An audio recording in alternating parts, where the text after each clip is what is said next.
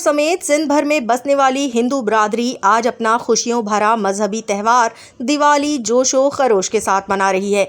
मंदिरों और घरों पर दीप जलाकर चरागा करके मंदिरों में मुल्क व कौम की सलामती और खुशहाली के लिए खुसूसी दुआएं मांगी जा रही हैं। मजीद तफसीलात उल्फत फिदा हुसैन हैदरी की इस रिपोर्ट में।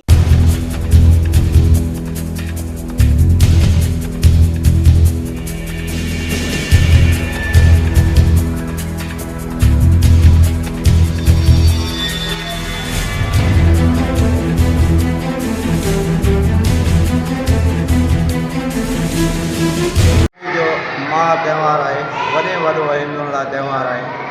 इन करे असीं वरी पूरी हिंदू बिरादरी जेको आहे जोश जज़्बे में असां मुसलमान भाउ बि शरीक आहिनि।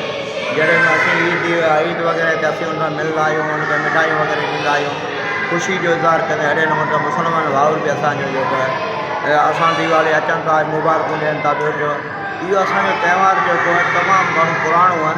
तक़रीबन जेको आहे 8-10 साल खनि 8-10 लख साल पुराणो।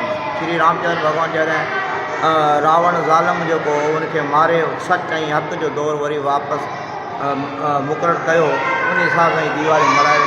इन दीवाली ते असां जेको माता लक्ष्मी जी पूॼा थी आहे, गणेश भॻवान जी पूॼा थींदी आहे।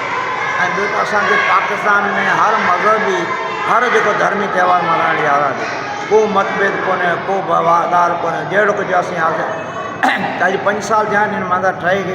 असीं हर त्यौहार तमामु ॾाढे ख़ुशि कंदी माना ॾींहों ॾींहुं अॻिते वधंदो वञे पियो, पोइ थिए कोन्हे। असीं तमामु ख़ुशी सां माना सुठे नमूने पुर सुकून माहौल वेठा आहियूं। असांजे मुस्लिम भाउर असांजी तमामु घणी हेल्प कनि था ऐं हिते अचनि था असांखे ईदूं वग़ैरह या दीवाली वग़ैरह मुबारक ॾियनि था। तमामु असीं ॾाढा ख़ुशि आहियूं।